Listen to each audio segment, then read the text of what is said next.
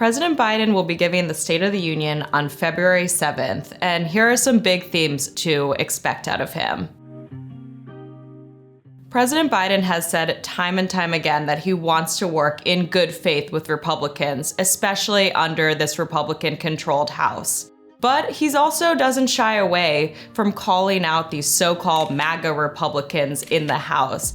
He's made plenty of veto threats against legislation that they've tried to propose, and I think he will reiterate that the White House is not willing to negotiate on the debt ceiling, and he wants a clean bill sent to his desk. Biden will be speaking to the divided Congress as the debt ceiling clock ticks. The U.S. hit its debt ceiling in January, leaving about 6 months for Congress to either raise the borrowing limit or watch the country default on its loans, a situation that would cause economic calamity. Conversations are already underway between the White House and the GOP majority to find a path forward on the debt limit.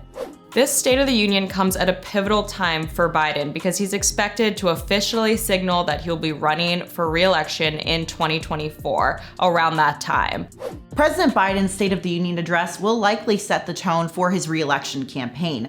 President Biden is coming off of quite a high from the 2022 midterm elections, where his party, the Democratic Party, outperformed expectations, winning and expanding their majority in the Senate and not losing as many seats in the House as was previously expected. However, President Biden is still facing attacks from Republicans on a variety of issues, including the economy. While we know that many voters rejected Republican candidates in 2022 based on candidate quality, Republicans are looking to recalibrate their strategy when it comes to candidate recruitment, and that means they could have a stronger message on the economy. And with fears of a potential recession on the rise, President Biden will likely have to combat those economic fears in his State of the Union address and on the campaign trail. President Biden is also expected to outline some of the accomplishments he's had over the past 2 years under the last Democratic-controlled Congress.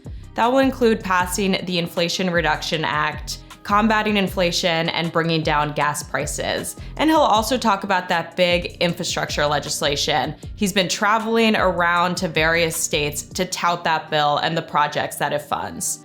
And the State of the Union will look a little different than the past 2 years. When President Biden delivers his State of the Union before Congress this month, it'll be to a bit of a less friendly crowd than the previous 2 years. And that's precisely because for the first time in his presidency, the House is controlled by Republicans. Speaker Kevin McCarthy invited Biden to deliver his State of the Union, and the California Republican will be seated behind him during the address, a task and spot that Nancy Pelosi filled the previous 2 years. It'll be an interesting dynamic for Biden as he delivers a speech to a chamber filled with lawmakers who have vowed to investigate him, his family, and decisions he made in the first 2 years of his term, among other topics. But aside from investigations, Biden this month will also find himself pitching legislative initiatives to a House GOP majority that is very unlikely to cooperate. President Biden will call for Congress to do 2 big things he's been pretty optimistic and hopeful about. One of them is passing an assault weapons ban. He's re-upped those calls in light of the recent shootings in California. And he also wants a bill to codify Roe v. Wade after the Supreme Court overturned it last summer. Both of those are a very tall order in a Republican-controlled House, but the president has said again and again that he is optimistic about both of them. Biden's State of the Union address and his expected campaign launch comes as he is under fire for classified documents and information that were found in his former office in Washington, D.C. and his home in Delaware. However, President Biden isn't the only potential 2024 candidate that's dealing with this scandal.